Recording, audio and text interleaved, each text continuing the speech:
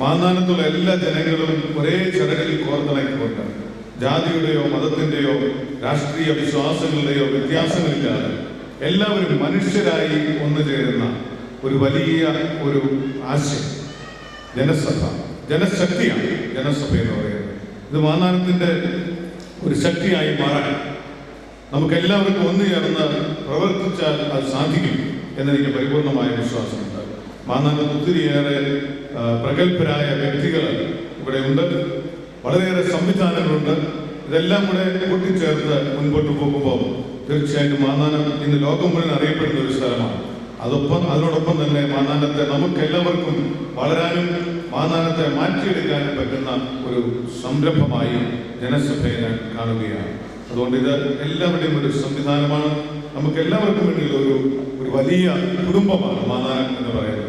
ഈ കുടുംബത്തിന്റെ അംഗങ്ങളായി പ്രവർത്തിക്കാൻ നമുക്ക് ഓരോരുത്തർക്കും സാധിക്കട്ടെ ഞാൻ പ്രത്യേകമായിട്ട് ഈ അവസരത്തിൽ പ്രാർത്ഥിക്കുന്നു. ജനസഭയുടെ എല്ലാ പ്രവർത്തനങ്ങളും നമ്മുടെ നാടിനു വേണ്ടി ആയിരിക്കണം.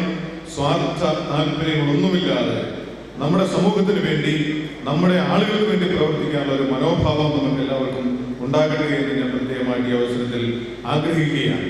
ഒന്നു ചേർന്നുകൊണ്ട് ഒറ്റ ശക്തിയായി മുൻപോട്ട് പോകാൻ ദൈവം നമ്മളെല്ലാവരെയും അനുഗ്രഹിക്കട്ടെ.